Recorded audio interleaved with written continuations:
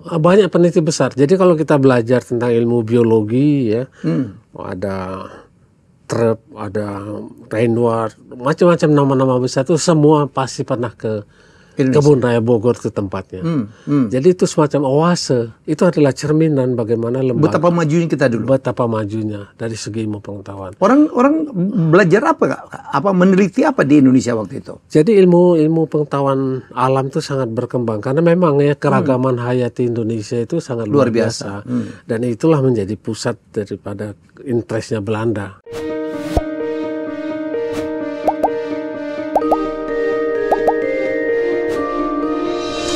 Kita akan ngebahas sesuatu yang menurut saya perlu ya kita bahas.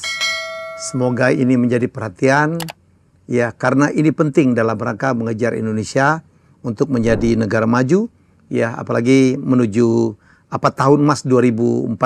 Kita akan bahas tentang research dan tamu saya memang pas karena beliau pernah menjadi ketua LIPI dan cukup lama berkecimpung dalam bidang penelitian ya. Yang hadir sekarang adalah kakak saya, Profesor Lukman Hakim, MSc, PhD, apoteker. Betul ya? Ya. Tidak salah? Betul. Apa kabar, Pak? Alhamdulillah, terima kasih nih. Aku yang terima kasih Profesor udah mau berkunjung ke studio saya. Ini cerita agak panjang ya, karena betul Indonesia 2045. 100 tahun Indonesia itu jadi tonggak. Orang merasa bahwa Indonesia menjadi 4 besar. Iya. Tapi kita lihat dalam perspektif apa. Gitu kan. Iya. Saya percaya kalau pasar kita menjadi market mungkin nomor 4 karena penduduknya begitu ya. 270 juta ya. Tapi kalau dilihat dari negara-negara di dunia itu ya selalu diukur risetnya. Ya. Bagaimana riset? Indonesia itu menjadi tonggak ya. Dulu ya Pak? Dulu. Nah ini saya ngobrol di depan ya. Ini ada fakta-fakta yang sangat mencengangkan ya. Bahwa ternyata banyak sekali pemenang Nobel, peneliti dunia itu pernah di Indonesia. Ya. Ya, walaupun zaman Hindia Belanda nih Pak. Zaman Hindia Belanda. Ya. Jadi itu orang datang ke Indonesia, pemenang Nobel itu kalau nggak ke Indonesia nggak bakat. Jadi dulu Indonesia itu menjadi pusat penelitian yang sangat Belanda diseganin orang. Iya, antara lain banyak peneliti besar. Jadi kalau kita belajar tentang ilmu biologi ya, ada Trepp, ada Reinward, macam-macam nama-nama besar itu semua pasti pernah ke Kebun Raya Bogor itu tempatnya. Jadi itu semacam oase. Jadi ada 2 peneliti dari Hindia Belanda itu yang mendapat Nobel. Tuh, ada 2 peneliti Hindia Belanda yang malah meninggal di Indonesia ya, mendapatkan hadiah Nobel. Siapa aja? Siapa? Ekman. Yang kemarin lembaganya dibubarkan ya. Lembaganya dibubarkan. Dan Louis Pasteur. Jadi yang Pasteur, pantas di Bandung ada jalan Pasteur ya? Ya, itu dulu pusat penelitian di situ. Sampai sekarang ya masih menjadi pusat vaksin terbesar kan. Jadi itu adalah cerminan bagaimana lembaga. Betapa majunya kita dulu. Betapa majunya dari segi ilmu pengetahuan. Orang belajar apa, Kak? Meneliti apa di Indonesia waktu itu? Jadi ilmu pengetahuan alam itu sangat berkembang karena memang ya keragaman hayati Indonesia itu sangat luar biasa. Dan itulah menjadi pusat daripada interestnya Belanda. Dia membangun, saya sebut aja beberapa tonggak. Satu misalnya Kebun Raya Bogor ya. Kebun Raya Bogor itu memang tempatnya bukan tempat rekreasi, tapi itu pusat penelitian. Mana tanaman-tanaman yang bagus tuh dikonservasi, diadakan penelitian, kemudian jadilah perkebunan besar. Itu yang dilakukan Belanda. Makanya banyak lab di situ, Kak. Banyak pusat riset ya. Dulu lab. Saya bisa cerita bagaimana lab-lab besar itu ada museum zoologi itu yang saya tahu. Ya. Museum zoologi itu adalah 3 terbesar di dunia. Kalau kita lihat di buku-buku itu ada kode MZB, Museum Zoologi Bogor. Terus ada Herbarium Bogoriensis. Jadi kalau dalam indeks buku dunia itu adalah BO istilahnya. Dan itu peristiwanya menyedihkan ya. Saya ketemu sama peneliti-peneliti yang tua-tua itu. Pak, dia bilang, produk kita tuh ada namanya Prosia, Pak. Prosia. Jadi Plan and Resources of Southeast Asia, satu ensiklopedia yang besar tentang itu. Tiba-tiba itu harus dikosongkan, harus dibuang ketika terjadi penyatuan BRIN itu. Jadi Pak, kami peneliti-peneliti itu pada ngumpulin, ada beberapa rumah kita yang penuh dengan itu. Akhirnya kita membuat ini, kita buat surat-surat ke lembaga-lembaga fakultas itu untuk bagaimana mendonasikan ini. Jadi salah satu dari pergantian BRIN itu adalah banyak sekali koleksi-koleksi kita yang hancur karena mereka bangun yang baru. Itu Fisik. membangun fisik. Padahal yang Kan namanya koleksinya kan tidak harus hilang, Pak Lukman. Nah inilah masalahnya. Katanya nggak tahu dengan pengalaman yang baru ini. MZB dan Bogoriensis itu sampai pemerintah Jepang yang membangun. Standar sekali bagaimana. Kan itu perlu koleksi itu dengan temperatur, tekanan, kelembaban. Dan itu dalam pandangan ini sekarang dia tidak memperhitungkan hal begitu. Karena dianggap ongkosnya besar dan segala macam. Padahal itu Herbarium Bogoriensis itu juga terbilang koleksinya terbesar di Asia Tenggara dan masuk di dalam dunia itu menjadi sekali-sekali coba lihat bagaimana koleksi dari biologi, zoologi, dan kita pada waktu saya menjadi ketua LIPI itu kita meresmikan INACC namanya, Indonesian Culture Collection, mikroba. Selama ini semua kita harus periksa ke Singapura karena Singapura punya itu semua. Nah, menjadi suatu laboratorium internasional itu kan harus terakreditasi dan diakui oleh internasional. Itulah perlu supervisi, perlu komunikasi dan segala. Orang memperhitungkan Kebun Raya Bogor bukan sebagai tempat rekreasi, tapi jumlah koleksi yang dihidupkan di sana. Jadi kalau kita lihat di situ ada patungnya Raffles. Siapa aja ya? Raffles juga pernah di sana. Iya. Ada patung tentang kelapa sawit. Jungun. Kelapa sawit itu dibuat tuh di Jungun itu Kina kalau nggak salah. Junghun Kina, macam-macam, hampir semua nama-nama itu. Kalau dipikir-pikir, dan itu ya, menjadi sumber uang yang paling besar buat Belanda. Zaman itu. Jadi lembaga penelitian itu memang dibangun oleh Belanda. Nah kemudian terjadi pergantian itu. Seperti juga universitas atau apa kan, lalu kita bagaimana mengadakan ini. Nah Indonesia tuh semenjak kelahirannya, karena memang para menteri-menteri kita tuh banyak intelektual, berpikir tentang penyelamatan itu semua. Jadi mereka membentuk namanya Majelis Ilmu Pengetahuan Indonesia. Itu sekitar tahun 56. Sebelum itu ada OPIPA, itu organisasi yang bagaimana mengambil ahli-ahli dari Belanda itu nanti di Indonesia kan di zaman Soekarno itu terjadi. Tapi memang kita tahu bahwa situasi politik itu belum stabil kan. Sampai pergantian lembaga itu ada di bawah Durenas, Dewan Riset Nasional, ada di bawah macam-macam itu. Tetapi lab-labnya itu berjalan. Masih berjalan. Sampai kemudian pada tahun 67 itu dibentuk Lembaga Ilmu Pengetahuan Indonesia. LIPI. Itu melalui sidang MPRS. Jadi dalam sidang MPRS itu ada lain catatan bahwa lembaga-lembaga ini harus dibenahin, dibentuklah LIPI. Dengan waktu itu masih Kepres. Dalam perjalanannya itu disebutkan dalam LIPI itu kemudian nanti akan berubah menjadi Akademi Ilmu Pengetahuan Indonesia.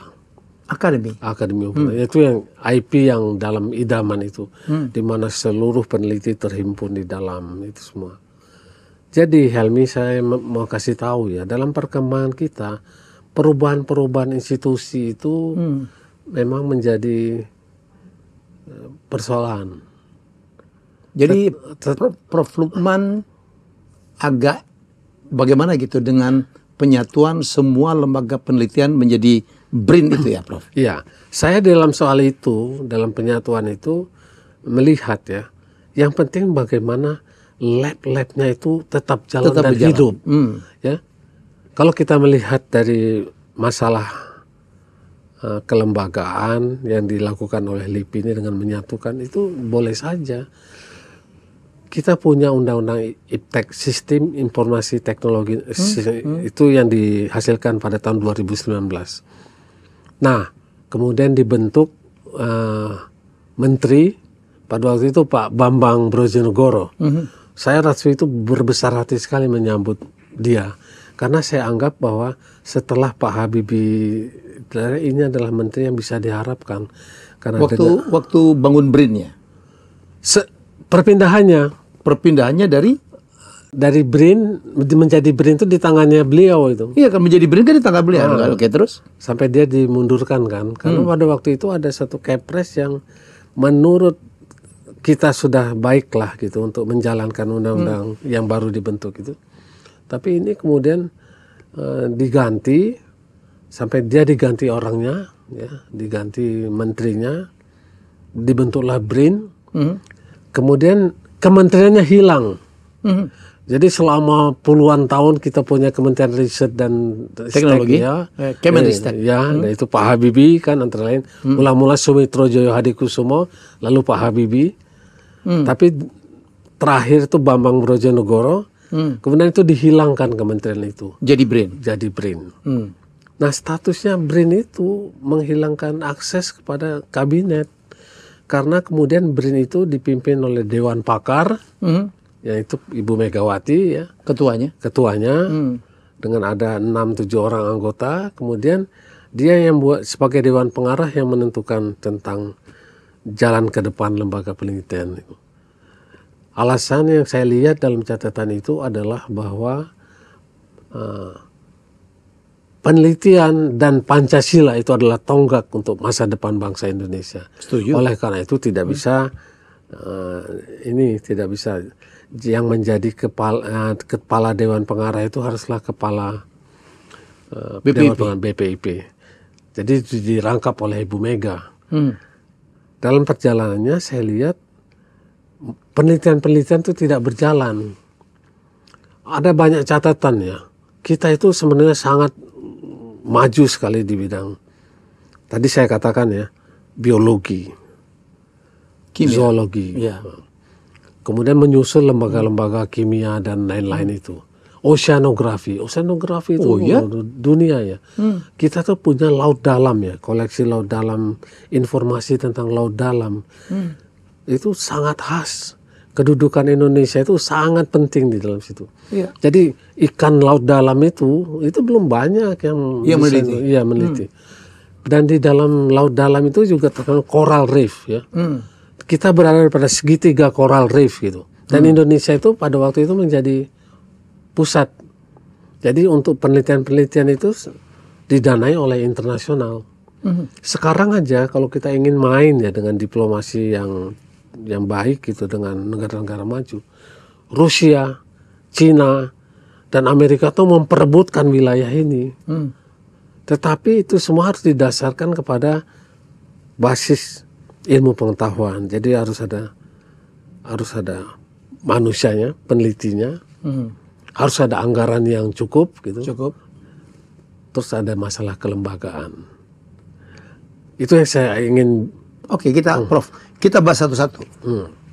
Orangnya, kemarin kalau nggak salah Pak Prabowo mau mencetak berapa researcher ya? Ya, ada rencana itu. Jadi waktu Pak Habibie, saya termasuk angkatan yang dibiayai. Bapak juga dulu di Menristek juga ya? Di BPPT ya? Iya. Jadi zaman itu ada Science Technology Management Program STMDP itu menyediakan beasiswa. Ya. Beasiswa itu dengan targetnya 5.000 PhD pada waktu itu. Per tahun? Per tahun. Nah, bukan per tahun. Zaman Pak Habibie itu dalam waktu 5 tahun Indonesia harus bisa menghasilkan 5.000 PhD. Dan itu dibiayai. Beasiswa. Termasuk Pak Luman ya, Prof. Luman? Saya termasuk salah satu. Yang ke Jepang? Ya, ke Jepang. Dan itu kalau kita lihat dari pimpinan itu sekarang banyak sekali termasuk kepala BRIN dan sebagainya itu kan juga alumni. Ya. Tapi kalau dilihat dari standar dunia, jumlah peneliti kita tuh masih sangat sedikit. Apalagi dibandingkan dengan jumlah penduduk kita ya. Selalu dalam kaitan itu Helmi, biasanya kan orang mengukurkan jumlah peneliti per sejuta penduduk. Rasio itu. Ya. Rasio kita ya katanya 200 orang per sejuta penduduk ya dari data-data itu. Jadi jumlah peneliti kita masih sangat kecil. Normalnya berapa, Prof? Ya, paling tidak 500 atau 1000 per sejuta penduduk. Jadi angka-angka ini harus kita ukur gitu pada waktu kita menjadi negara yang maju. Yang kedua, anggaran.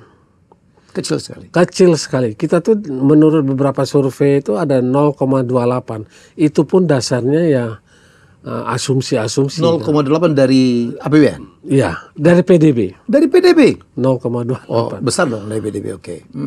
Kecil PDB-nya sekali. lebih besar dari APBN maksud saya. Tapi tetap kecil ya? Karena menurut standar kita tuh udah lama harusnya 1% per PDB. Sekarang kan kalau Cina itu 2,9 dan negara-negara di Asia Tenggara ini kalau lihat Thailand itu semua di atas 1,5%. Indonesia itu 0,28. 0,28. Kita itu pernah mendapat posisi yang ketika Pak Habibie dan pada waktu itu 2 kali oil bomb kan. Ya. Posisi Indonesia itu saya pernah hitung pada waktu itu kita sudah hampir 0,5. Jadi Pak Habibie pernah mendeklar kita harus 1% dalam waktu. Tapi itu perjalanan kita melandai dan akhirnya makin menurun. Jadi tidak ada kontinuitas di dalam lead bank kita. Cina pada waktu itu anggarannya masih di bawah 1%.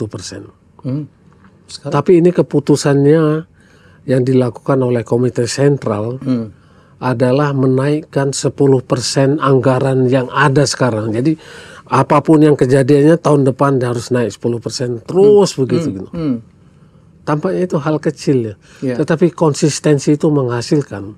Setelah 25 tahun Cina itu mengalahkan Jepang dan itu menjadi fenomenal itu. Mengalahkan Amerika juga sekarang. Sekarang udah mengalahkan Amerika. Tapi pada waktu 2005 itu wah itu Jepang udah ketar-ketir gitu. Karena dia terus naik dan nah kita tuh ingin meniru seperti Cina. Karena itu keputusan Komite Sentral itu siapapun nanti presiden dia akan berpegang pada itu. Tapi kenyataannya kita kayak GBHN kita dulu ya Prof kali ya. GBHN menyebutkan soal itu. Jadi sekarang udah nggak ada lagi GBHN lah. Tidak ada GBHN dan tidak ada Repelita. Termasuk Dewan Pengarah itu kan tidak ada kekuatan apa yang akan menjadi dasar yang ingin dicapai dalam waktu 5 tahun, dalam waktu 10 tahun dan apa. Jadi banyak berupa statement tetapi tidak ada sesuatu yang bisa dipegang. Bayangkan Helmi, anggarannya dikelola oleh BRIN sekarang itu 7,7 triliun. Dari berapa lembaga itu? Ada LIPI, betul ya? Ya, LIPI, Puspitek, BPPT, Eijkman, oke. Ada Lapan, ada Batan. Oh iya ya. Dan itu yang dari LPNK kan. Ya. Terus dulu LPNK itu apa, Bro? Lembaga Penelitian Non Kementerian. Jadi itu institusi yang berdiri sendiri. Kemudian ada LPK. Jadi LPK itu lembaga penelitian kementerian itu yang besar-besar itu adalah pertanian terutama. Pertanian itu jumlah peneliti total Indonesia lebih dari separuh tuh orang pertanian. Kita bisa lihat ada penelitian beras di Sukamandi, sawit ya. Sawit itu. Dulu peninggalan Belanda itu selain dipegang oleh LIPI, dipegang oleh pertanian. Jadi itu memang jangan dikira ya. Apa sih hasil penelitian kita di pertanian? Tapi varietas yang kita makan, padi dan segala macam itu. Iya, itu dilakukan oleh para peneliti-peneliti itu. Tidak mungkin kita bisa mempertahankan swasembada kalau varietas kita tidak. Lalu penelitian-penelitian itu semua berlangsung. Tapi kan kemudian orang dengan gampang bisa mengatakan, wah nggak ada hasilnya. Memang kalau dilihat dari makro hampir tidak ada hasilnya. Tapi kalau kita lihat sekarang, Prof, saya potong, memang apa produk-produk apa varietas apapun gitu, memang kita ini sekali ya, memang kalah dengan negara-negara lain, kalah dengan Vietnam, kedelai kalah dengan Amerika dan sebagainya. Betul. Masa iya sih kita nggak bisa membuat?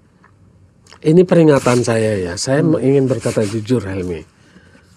3 bulan setelah Jokowi terpilih, kan pendukung-pendukung Jokowi banyak sekali di LIPI itu. Berhasillah dia membawa ke LIPI. Jokowi dibawa ke LIPI. Jadi pada waktu itu Jokowi bercerita, apa sih penelitian kita?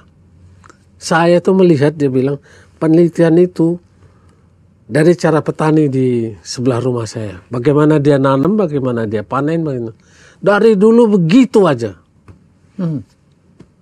Jadi saya pikir kenapa nggak kita beli aja, dia bilang gitu. Beli aja? Dia bilang beli. Itu udah banyak di luar negeri macam-macam. Tapi saya mencoba bisi-bisi sama dia gitu kan. Saya bilang, Pak Jokowi, saya harap Anda nanti bisa meluangkan waktu datang ke lab kami, saya bilang, dan datang ke lab-lab pertanian dan lab-lab ini. Yang menjadi masalah adalah kenapa hasil-hasil itu tidak bisa dimanfaatkan, tidak bisa tidak bisa diduitkan, tidak bisa dimonetize, ya, kata anak sekarang, tidak bisa dikomersialkan. Saya ceritain itu ada tadi Pak Jokowi bilang varietas beras kita, jangankan DNA dan itu sudah dilakukan penelitian, saya bilang gitu kan. Beberapa ahli kita dipinjam sama IRRI. Itu yang Filipina. Itu yang badan dunia tuh ada di situ. Saya ceritakan begitu. Terus kita punya yang katanya 4 meter itu 8 meter itu pohon sorghum itu, saya bilang gitu. Bapak lihat tuh ada di sana. Yang jadi masalah itu, kenapa itu tidak. Jadi dalam penerapan hasil penelitian menjadi barang dan itu, saya bilang, itu banyak aturan-aturan yang harus diterobos. Dan terobosan-terobosan ini yang nggak berlangsung. Di situ artinya apa? Pemerintah harus hadir ya, Prof? Pemerintah harus hadir. Ya. Setelah akhirnya itu ya, ini sangat membesarkan hati. Jokowi bilang, saudara-saudara catat ya, dia bilang, tahun depan anggaran LIPI itu menjadi 2 kali lipat. Wah, tepuk tangan semua orang kan. Saya lalu penuh harap. Kejadian tapi. Nah, nanti sebelum cerita. 3 bulan kemudian itu ada Kipnas, Kongres Ilmu Pengetahuan Nasional. Saya ceritakan, saya bilang, ini adalah momen Pak Jokowi bisa membangkitkan itu. Soekarno itu Kipnas 1 itu dia. Dia melakukan dialog 7 jam dengan para peneliti. Saya dulu mencatat zaman saya menjadi ketua LIPI itu ada Pak SBY.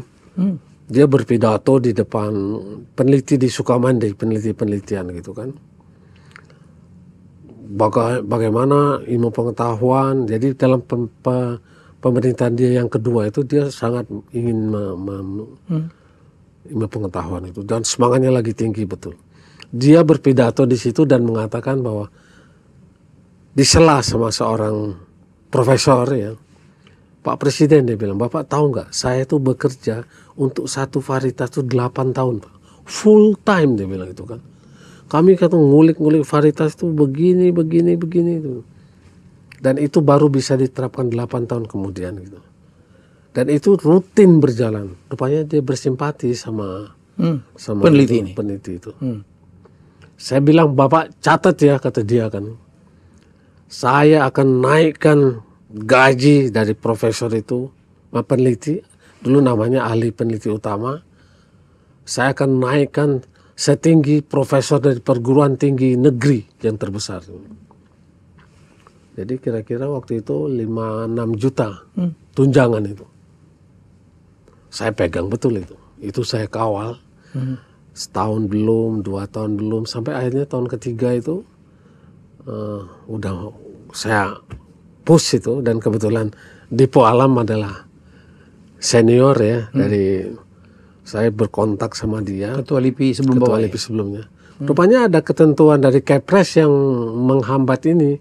Satu Kepres yang menentukan bahwa tunjangan fungsional tidak boleh melebihi tunjangan struktural. Satu. Yang kedua adalah pokoknya itu 2 Kepres itu yang harus dicabut. Dan Menpan atau apa nggak sanggup itu. Jadi terobosan yang kita lakukan itu dan berhasil adalah dan itu menjadi catatan. Saya kira sampai sekarang tunjangan peneliti itu cukup memprihatinkan cukup tinggi. Cukup tinggi. Cukup tinggi. Oh ya? Ya. Sekarang ya nggak dulu tuh sekarang. Dari tinggi. Waktu itu sampai sekarang ya masih cukup tinggi dibanding dengan pegawai, karena dia mendapatkan tunjangan tambahan, tunjangan peneliti itu di luar tunjangan yang lain-lain. Oh, jadi, saya dengar malah peneliti Indonesia itu kurang cukup tinggi ya, Prof. Sehingga banyak sekali orang-orang pintar Indonesia itu nggak mau pulang ke luar negeri, kayak ke Singapura, Malaysia. Kalau dilihat, disebut dengan brain drain. Kalau dilihat itu sebetulnya adalah statusnya di tengah-tengah krisis semacam ini. Dulu zaman saya lihat ya, peneliti-peneliti itu jarang dari universitas-universitas besar. Justru? Ya. Jadi kalah bersaing. Dalam hal? Ya dalam hal pada waktu ekonomi kita tumbuh itu, orang pilih ke ini. Nah, yang menjadi daya tarik itu adalah bagaimana beasiswa Pak Habibie itu menjadi salah satu penarik, sehingga kita dapat merekrut tenaga-tenaga yang terbaik lah. Pada waktu kenaikan anggaran itu, dan itu kelihatan bahwa prospeknya akan cukup baik ya. Itu juga saya catat dulu, Ibu Mega itu juga mempunyai suatu sumbangsis kita melihat dia datang ke museum zoologi gitu, melihat kok peneliti tampangnya tua, pakai sendal gitu kan. Terus dia bilang gimana itu? Terus kita datanglah di meja pimpinan itu.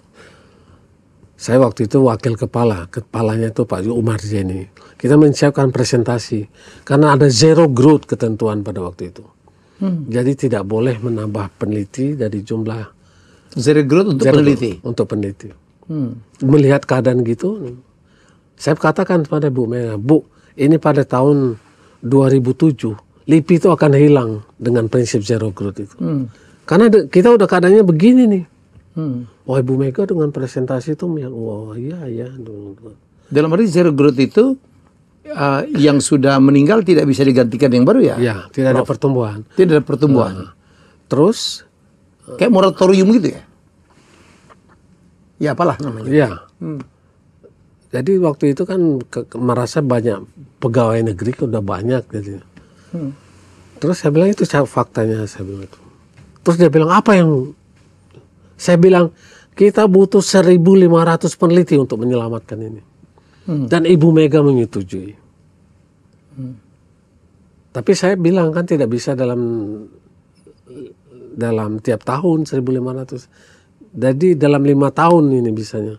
Karena kemampuannya kan nggak gampang membentuk peneliti itu. Dari SDM-nya atau dari anggaran? Atau dua-duanya? Dua-dua. Tidak bisa kan, labnya harus jumlahnya. Jadi kalau peneliti direkrut tidak ada tempat segala macam. Jadi memang pembangunannya sangat gradual ya.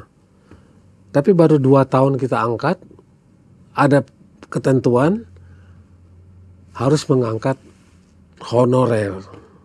Nah itu jadi bencana juga buat kita. Jadi kenapa? Karena yang honorer itu adalah tenaga-tenaga, bukan tenaga peneliti. Jadi banyak satpam, banyak penjaga kebun raya. Itu mengambil jatah peneliti. Nah, diambil jatah peneliti itu. Jadi secara panjang ya pembangunan SDM kita jadi tidak baik gitu. Jadi itu sebabnya dalam ukuran berapa persentase jumlah total peneliti per jumlah penduduk, kalau kita bandingkan dengan negara lain kita masih di bawah. Dari anggaran juga begitu. Anggaran kita jadi sangat kecil, 0,28%. Nah antara lain juga orang sudah sebut bahwa kalau mengandalkan APBN semua berapa. Jadi kalau di negara-negara lain itu adalah jumlah sumbangan swasta di dalam penelitian itu besar. Ada donasi ya. Jadi Indonesia itu lab swastanya kayak di Jepang, lab swasta itu bisa terima duit kan? Bisa terima duit. Jadi lembaga penelitian Mitsubishi, ya, semua perusahaan-perusahaan besar itu lembaga komersial. penelitian Hitachi dan apa itu.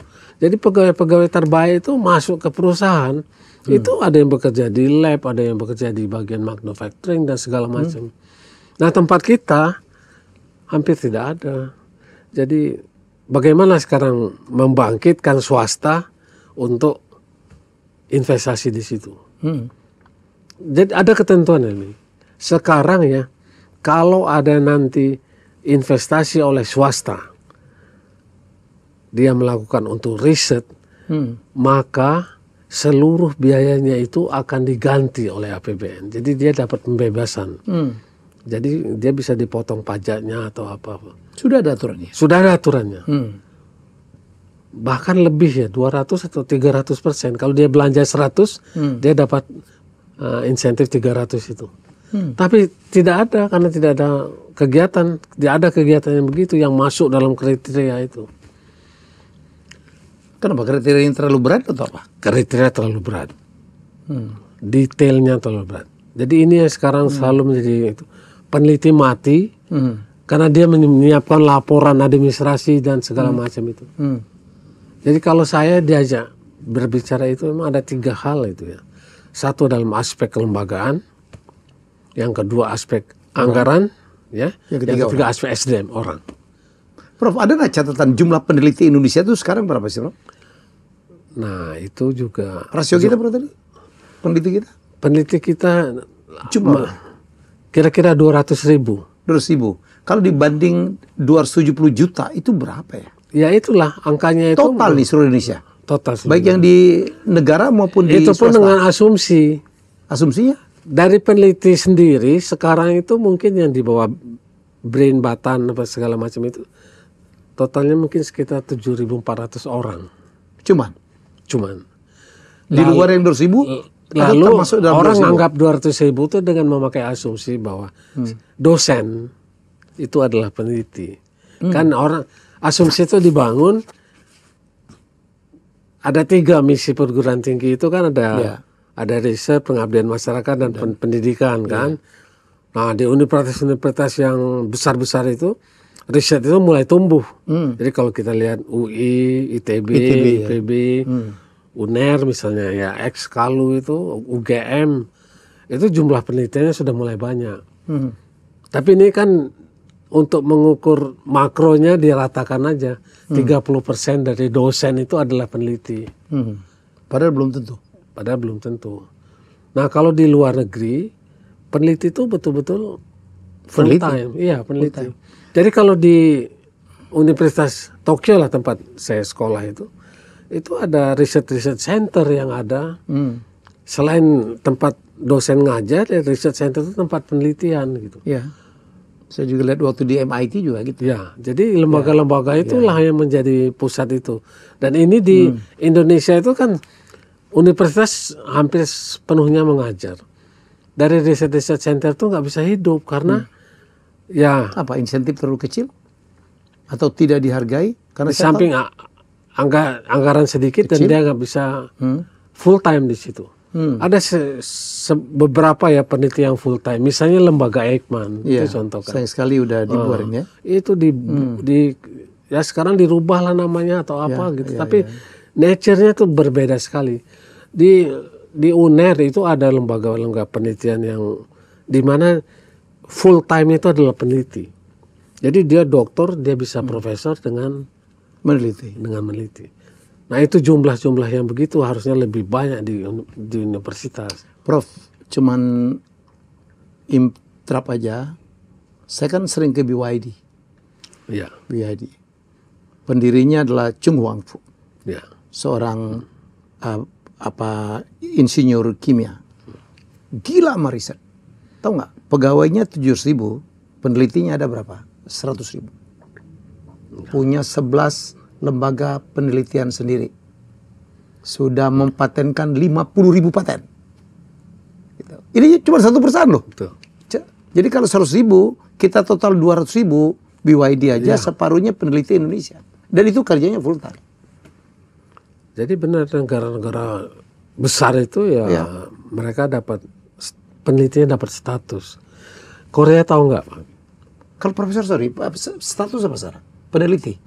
Iya, saya profesor. Profesor? Tapi kalau artinya status sosial masyarakatnya itu. Kalau di Korea ya, kalau Anda ngambil penelitian, terus masuk itu di penelitian lalu ngambil S3, Anda itu dibebaskan dari wajib militer. Jadi seorang peneliti itu jadi pahlawan nasional. Itu merupakan daya tarik yang khusus gitu. Jadi negara-negara itu banyak menggunakan beasiswa ya, salah satu ya. Saya dulu kan kenapa beasiswa banyak lari penelitinya. Banyak lari ya. Nah, memang jadi persoalan juga itu. Profesor ingat nggak? Kan dulu di BPPT kan ikut Pak Habibie. Ada PTDI dulu, ada dokter nuklir pulang dari Jepang coba ngajar Lotus. Masih nggak dulu? Itu dulu meledak tuh. Yang dia jualan es gitu. Itu loh. Itu kan dulu ya suatu anggaran yang disiapkan itu namanya Science Technology Management Development Program ya. Dulu tuh ada satu proses mempersiapkan. Ya. Sekian persen tuh untuk mempersiapkan itu training atau apa. Lalu penelitian pergi ke luar negerinya itu anggarannya kira-kira 60%-an. 20% itu untuk bagaimana dia kembali. Jadi lalu program setelah dia kembali. Iya. Penyesuaian harus disediakan ya. Tapi kerjanya. Persiapan SDM tanpa persiapan untuk mengembangkan fasilitas kan jadi problem. Jadi ada penundaan dulu zamannya Pak Habibie, beasiswa S1, terus tidak boleh dulunya, tidak boleh melanjutkan, harus pulang bekerja dulu di lembaganya. Tapi kemudian yang terjadi adalah kan banyak tamatan SMA itu adalah dikendorkan. Oke deh, Anda bisa melanjutkan ke S2 karena belum siap, infrastrukturnya belum siap. Lalu apa yang di S2, S3 lalu. Jadi dari satu segi menghasilkan doktornya mungkin tercapai gitu, tapi pengembangan kelembagaannya yang pemanfaatannya juga jadi nggak bisa. Jadi nggak bisa. Prof, katanya tiap tahun ada 1000 orang-orang pintar Indonesia ke itu Singapura. Pindah warga negara. Pindah warga negara. Karena sebenarnya di Singapura itu kalau kita mau menjadi kayak orang-orang research gitu, cuman ngasih rekening, ngasih apa aja. Paspor aja udah bisa pindah. Jadi orang juga dulu ikat ada lomba ilmu pengetahuan di sana gitu, pemenang. Itu udah kelihatan dan malamnya di kamarnya sudah nyelip tuh tawaran untuk mendapat beasiswa ke sekolah situ dulu kan.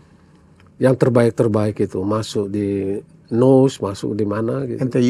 NTU, NUS, dan kemudian coba datang ke Singapore Science Center itu. Kenapa lembaga-lembaga riset Indonesia itu banyak menjadi sponsor di situ? Di sana justru? Di sana. Bukan di sini? Bukan di sini. Kenapa, Bro? Ya investasinya mungkin basisnya di Singapura dan sistem perpajakan dan segala macam. Nah ini yang harusnya diatur dalam pengaturan kelembagaan ya. Dan ini tidak harus langsung di bawah presiden. Jadi kalau saya memikirkan itu, satu adalah peneliti di mana ada lembaga penelitian dan itu ke bawahnya gitu. Tetapi ke atasnya harus ada komite. Nah sekarang Dewan Pakarnya BRIN itu ada Menteri Keuangan, ada Kepala Bappenas, di samping Ibu Megawati sebagai ketua. Tapi saya tidak lihat ada powernya. Kenapa anggaran tidak bisa meningkat? Padahal saya pernah dulu ya, zaman saya itu diangkat ditambah 1 T ya. Itu lab-lab tuh sudah mulai hidup. Malam-malam tuh pada hidup labnya. Seneng gitu tadi. Kita melihat tuh ukurannya kayak gitu. Sekarang sudah nggak bisa diukur. Prof, saya kan juri di salah satu kompetisi entrepreneur ya. Saya pernah dapat seorang pemenang, itu peneliti, yaitu edible bioplastic. Jadi dia mau menggantikan aluminium foil yang ada di mie instan. Itu melalui dengan menggunakan, dia bikin kayak aluminium tapi bahannya adalah rumput laut. 2 tahun saya kawal, tidak dapat sertifikasi. Nah persoalannya, Kalau kita nggak dapat sertifikasi itu di lokal, kan tidak bisa kita komersialkan. Itulah hambatan-hambatan dalam masalah kelembagaan. Jadi peneliti itu harusnya mendapat kebebasan. Kebebasan. Sama dapat support lah ya. Prof, Supportnya, ada nggak merasa bahwa, kalau saya merasakan, kadang-kadang teman-teman yang di lembaga itu takut salah gitu. Kadang-kadang lebih gampang untuk mempatenkan di Australia, kemudian dibawa masuk, ya, daripada di sini. Prosesnya panjang sekali. Gimana, Prof? itulah kita proses paten kita di dalam ya. Lalu ada biaya kan. Setelah berapa tahun itu menjadi beban. Setelah dipatenkan juga nggak jadi barang gitu. Jadi berapa hasil yang didaftarkan paten itu yang kemudian padahal di luar negeri paten itu menjadi alat untuk supaya nanti bisa ada transaksi, bisa ini. Karena itu patennya bermanfaat. Ya. Bisa dikomersialkan kan, Prof? Yang menangkap itu adalah industri. Industri. Jadi kalau dikatakan bahwa industri kita tidak melakukan riset itu ya itu. Dia tidak perlu riset sebenarnya, tapi dia membantu membeli patennya, menghasilkan barang. Nah, industri kita yang betul-betul itu mana? Belum ada. Industri kita tidak membuat. Jadi saya melihat itu bagaimana BYD itu ya. Iya. Jadi sama apa satu ya? Saya kan pernah training di MIT, salah satu universitas yang unggul dalam penelitian, inovasi-inovasi. Termasuk 3D printing itu, itu di sekeliling kampus itu perusahaan-perusahaan tech itu tuh, semua di situ. Jadi tuh tinggal nunggu tuh, apalagi yang dihasilkan oleh MIT. Jadi mungkin yang begitu yang Profesor rindukan ya. kan orang mengatakan bahwa swasta harus dibangkitkan. Nah sekarang bagaimana memberi insentif kepada swasta untuk yang begitu gitu. Jadi banyak contoh ya, jangan yang tapi yang sumber daya alam ini, itu kita punya kekuatan dan jadi dulu ya riset kita itu sampai zaman saya Jepang menjadi mitra yang paling banyak itu. Dia ngirim apa. Tetapi setelah tahun mungkin 90-an Indonesia itu sudah dianggap naik kelas statusnya. Jadi tidak lagi bisa menerima grant. Kalau dulu penelitian zaman dulu itu kan banyak grant. JICA, Japan Foundation. Itu banyak grant. Tapi sekarang kemudiannya itu kerjasama. Jadi memang agak sulit buat Indonesia kalau anggaran di dalam negerinya tidak naik. Nggak bisa ngimbang ini. Karena dianggap kita akan bisa kasih uang berapa yang disiapkan oleh Indonesia. Kalau Indonesia menyiapkan 7,7 T, maka anggaran kita ya perusahaan kecil aja bisa kasih itu, tapi sejumlah yang sama gitu. Sehingga kalau peneliti mereka datang ke sini, mereka membiayain. Nah, peneliti kita dibiayain oleh APBN. Jadi kaitan-kaitan perubahan-perubahan di global itu tidak diantisipasi oleh Indonesia. Indonesia balik ya, saya kira anggaran-anggaran yang sifatnya bagi-bagi ke rakyat dan segala kebocoran dan sebagainya itu. Jadi pengaturan di dalam kelembagaan itu harus jelas gitu. Kenapa misalnya insentif 300% bagi perusahaan swasta yang melakukan penelitian itu nggak ditangkap? Ada apa itu? Saya dulu pernah zamannya Pak ini kita panggil perusahaan-perusahaan besar itu kan. Terus kata perusahaan besar itu dia bilang, udah Pak, jangan bicara anggaran deh Pak, dia bilang gitu. Seluruh total belanja riset Indonesia itu kalah sama perusahaan saya Pak. Di Indonesia? Di Indonesia. Dia perusahaan dunia ya. Oh, multinasional. Itu nggak ada apa-apanya itu. Tapi kalau mau adalah ketentuan-ketentuan yang di bawah. Jadi buka kesempatan. Ini kan sekarang kecurigaan, misalnya peneliti akan memperkaya diri. Orang dengan gampang sekarang dia pindah. Dan Indonesia itu banyak orang-orang pinternya yang pindah. Gitu. Brain drain. Brain drain. Saya di orang universitas dia bilang, oh Pak, dia bilang gitu. Anak-anak kita tuh kalau mendaftar tuh akan cepat sekali ditangkap di negara-negara itu. Ya Singapura lah sebagai contoh. Sama Malaysia Malaysia itu Pak, sekarang durian ya. Iya. Durian itu ekspor terbesar yang dia kirim ke luar negeri. Musangking.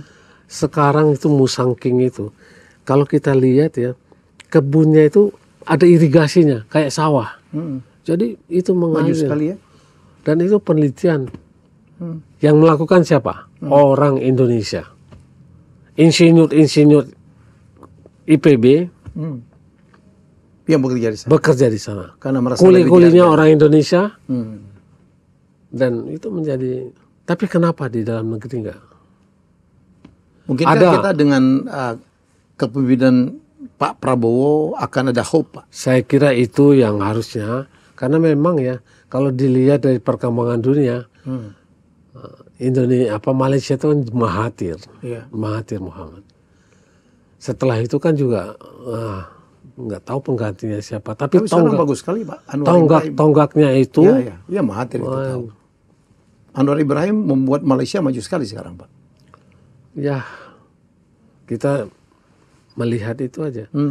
Dulu Petronas itu Pak, zaman belajar dari kita ya. Belajar dari kita. Semua melihat Pertamina tuh sebagai ini gitu. Oh dulu Pancasila belajar. Jepang pun saya dengar dulu belajar dari mereka belajar dari Pertamina. Pertamina itu waktu itu jadi tempat belajar gitu. Ya. Jadi kami ini, waduh kalau lihat dari keahlian jauh Pak katanya.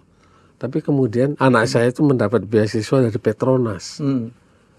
Sekolah di situ dan universitasnya luar biasa besarnya gitu. Dan sekarang kan banyak, ada museum yang bagus punya Petronas, ada ini.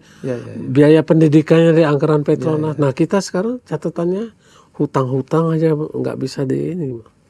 Wah inilah yang terutama zaman belakangan ini 10 tahun ini merosot menurut saya. Mungkin ada 1-2 industri yang bertumbuh gitu ya, tetapi nggak bisa menjadi suatu yang besar. Durian Malaysia. Sekarang banyak pohon kelapa sawitnya ditebang jadi pohon durian, Pak. Dan itu tanaman-tanaman lain yang terjadi di betul-betul menjadi anggaran yang sangat besar yang bisa dihasilkan dari situ. Jangan lihat Malaysia aja Pak, Thailand, Vietnam jauh di depan kita sekarang. Economic growth, agriculture dan sebagainya. Ya, kita itu benihnya diambil dari kita, Pak. Kita ya, kayak lobster lah. Itu, waduh. Ikan patin aja dari dusun kita, Pak. Palembang ya? Iya, Palembang. Prof, satu lagi. Saya tuh dulu kan sempat pelajar teladan. Tahun 80 itu ketemu Pak Habibie segala macam. Ya. Makanya saya tahu benar. Bapak dulu kan nulis BPPT. Waktu itu zaman Pak Habibie ya. Ya. Saya ketemu Pak Habibie. Sama satu yang, bukan itu yang ingin saya ceritakan. Dulu ada namanya KIR. Atau Lomba Karya Ilmiah Remaja. Itu tiap tahun penelitiannya keren-keren, Prof. Saya ketemu dengan sebagian, saya pernah di PB juga. Saya di PB 2 bulan. Saya bilang, ini penelitian banyak sekali, itu kemana penelitian-penelitian yang hebat-hebat itu ya? Saya nggak tahu ya, ini kan komando di atas. Karena kalau saya lihat dari BRIN itu menyatakan bahwa hasil penelitian itu nggak ada, itu pada orang. Dia bilang gitu kan, nanti itu industri. Tapi masalahnya kenapa industri kita tidur? Kenapa tidak nyambut? Kenapa tidak nyambut? Kan insentif-insentif yang bisa diberikan itu kan. Dan ini unsur ini banyak orang pintar akan bisa lari. Ya. Dan itu dan terus lari. Atau yang sekolah di sana nggak mau pulang. Itu yang terjadi. Itu yang selama kita tidak membangun yang di dalam negeri menjadi daya tarik, maka saya kira ya orang jadi peneliti itu memang ya tidak mau kaya lah. Kalau dia kaya dia bisa berdagang, tapi dia ingin cukup dan ingin ada masa depan. Saya kira jenjang itu sudah terbentuk, tapi kita perlu lebih banyak dan lebih menyebarkan itu. Dan bagaimana membangkitkan swasta. Sekarang ini banyak merasa membangun dengan membangun gedung. Jadi banyak gedung yang jelek sedikit sekarang dibongkar aja lah, kita bikin baru aja. Tapi menjalankan penelitian itu bukan dengan cuma mengisi gedung gitu. Apalagi peralatan, Pak. Kalau itu ditenderkan dapat peralatan baru. dalam waktu sebentar planet itu menjadi obsolete. Apalagi kalau tidak dipakai optimal. Tidak dipakai optimal sekarang. Karatan. Orangnya juga. Saya banyak peneliti-peneliti yang sudah tua tapi nggak ada kader yang menggantikan gitu. Dan yang paling menyedihkan tuh di lab-lab kita. Sekarang peneliti tidak bisa masuk lab. Oh iya? Dia dapat voucher gitu, jadi harus disusun gitu. Dengan voucher tuh masuk lab. Dan ini salah satu yang menurut saya kelainan di Indonesia itu. Semua disentralisir itu. Okay. Jadi anggaran disentralisir. Sekarang anggaran katanya peneliti bekerja sama dengan luar. Tetapi prosedur yang repot Pak, dia bilang gitu. Jadi mending dia bilang ya udah kalau gitu kita tulis Scopus saja. Dan Scopus itu banyak yang harus bisa di follow up ya. Bayar Pak. Bayar. Jadi untuk dapat jalur supaya bisa diterima itu adalah ada yang berbayar dan itu menjadi industri. Scopus itu menjadi industri. Scopus itu apa sih, Prof? Jadi publikasi jurnal ya supaya dapat pengakuan itu ya. Dapat sertifikasi ya. Sertifikasi. Nah, jadi kualitas tulisan apa yang bisa terbit nanti ada Scopus 1, 2, 3 dan segala macam itu. Di luar itu sudah menjadi industri. Dan itu industri penerbit besar yang itu. Nah, kita karena mengejar ke sana, ini sedihnya Pak ya, banyak daripada peneliti-peneliti kita yang sebetulnya hasilnya itu adalah original karena mengambil dari alam gitu. Kemudian dia publish itu, dapatlah dari publikasi itu. Tetapi yang memfollow up dari penelitian-penelitian kita itulah yang membuat paten. Jadi di luar negeri itu udah ada jejaring gitu kan. Dari hasil Scopus ini. Wah kita kumpulkan ini. Tinggal nungguin aja kan. Lalu mereka mematenkan itu. Paten itu kan per negara kan. Ya. Wah Prof, saya dengarnya jadi gimana gitu. Semoga kita makin baik ya. Prof, apa yang menurut Profesor harus kita lakukan ya untuk supaya apa yang kita ceritakan dari tadi itu hampir 50 menit lebih gitu bisa diatasi? Saya kira satu ya, pemerintah harus turun tangan. Karena bagaimanapun riset itu adalah cerminan dari, saya tadi katakan ya, pada zaman Mahathir Muhammad dan itu membangun fondasi-fondasi. Ini harapan kita kepada Presiden Prabowo. Jadi kalau kita ini benahin lembaga-lembaga ini dan yang di bawah harus tumbuh. Jangan sekarang semua publikasi itu adalah menjadi ukuran satu-satunya. Padahal banyak yang lain adalah bagaimana sumbangsi kita. Dulu ya, jangan dikira lembaga penelitian.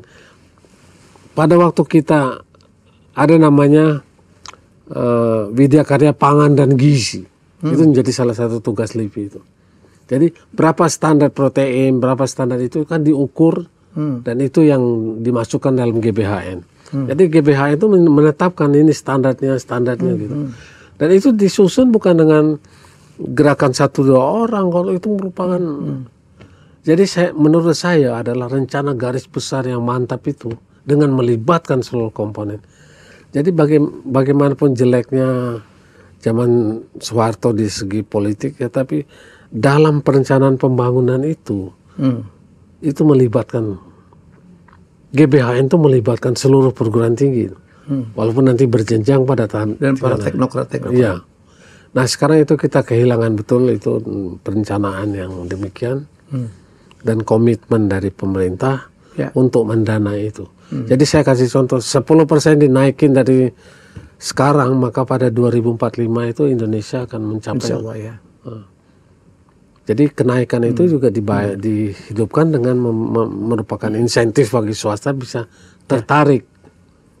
Jadi kalau bisa saya resume bahwa pemerintah harus hadir, anggaran untuk research harus ditambah. Harus. Nomor 3 melibatkan swasta. Ya Prof ya. Jadi dan apalagi tadi SDM-nya. Iya, dan kemudian pengembangan SDM mendorong mereka untuk dan apa ya, SDM supaya dihargain juga ya kan. Oke, dan juga jangan lupa membangun infrastruktur. Betul. Yang saya tahu dari Cina, dari bolak-balik saya, dulu dia kirim pemuda-pemuda untuk sekolah ke seluruh dunia, sekolah-sekolah terbaik. Begitu pulang mereka dikasihkan apa kesempatan mau bangun apa. Saya ingat betul ya. Saya ngantar Cina yang umumnya wajahnya tirus gitu. Saya ngantar dia ke Puspitek. Wah, mereka kagum sekali melihat Puspitek itu. Saat itu. Itu tahun 84. Waduh, dia bilang ini impian. Sekarang berapa Puspitek mereka punya? Lebih dari 100. Ya, saya bilang BYD aja punya 11 lembaga penelitian. Ya. Satu perusahaan, Prof. Baik, Prof. Semoga apa yang kita diskusikan didengar orang. Dengan harapan bahwa pemerintahan baru melihat. Ya. Kalau dari program Pak Prabowo, saya kaget juga LIPI dulu lebih banyak untuk sektor pertanian ya. Dengan sekarang kita food security, ketahanan pangan. Bisa masuk semua. Masuk semua. Makan siang bergizi. Ya, jadi pertanian. Itu video kayak Parenganan Gizi itu. Ya. Jadi saya berharap ini dengar oleh para pemangku jabatan. Teman-teman di DPR, saya pikir kita punya PR besar. Betul. Ya, karena kita sudah mencanangkan 2045 kita menjadi salah satu dari 4 atau 5 negara besar dan ekonominya harus ditempuh lewat ilmu dan pengetahuan. harus nggak ada mungkin daripada kita membangun SDM dan memperbanyak research. Ya. Terima kasih, Prof. Terima kasih banyak. Salam hormat. Assalamualaikum. Kita nggak bahas waktu dulu demo-demo. Ini ketua Dewan Mahasiswa UI dulu ya. Iya. 7778. 7778. Terima kasih. Saya nggak bisa resume lagi nih. Malam ini saya tahu dapat banyak gitu. Saya tahu banyak juga, tapi banyak juga saya nggak tahu ternyata. Jadi kita ini makin banyak belajar, makin banyak kita tidak tahu. Yang saya kaget itu ternyata dulu Indonesia adalah menjadi pusat penelitian dunia. Ya, di lembaga-lembaga yang dibangun Belanda. Dan tadi saya kaget, iya juga ya. Louis Pasteur di sini. Makanya terjadi pasteurisasi. Ya, ada jalan Pasteur. Eichmann di sini. Jung Hoon ya. Yang Kina di sini. Satu Wallace. lagi Russell Wallace. Itu dulu yang mengelompokkan flora dan fauna. Jadi dulu zaman itu kita bikin jalan Wallace. Iya. Namakan jalan Wallace ini rumahnya. Diresmikan sama wali kota. Begitu wali kotanya diganti lagi nama jalan. Wali kota mana? Maluku Utara. Maluku Utara. Terus saya bilang, Anda ingin menarik turis. Coba Wallace itu sekarang diganti nama Tengku siapa? Saya bilang gitu. Jadi kalau Anda tahu Charles Darwin dengan teori evolusinya, dasarnya adalah dari Wallace. Jangan-jangan Darwin pernah ke sini. Isu aja nih. Baik, kita jumpa lagi dengan tamu hebat saya selanjutnya. Bye-bye. Terima kasih, Bro. Terima kasih banyak. Terima kasih sudah menonton Helmi Bicara. Jangan lupa untuk like, komen, share, dan subscribe.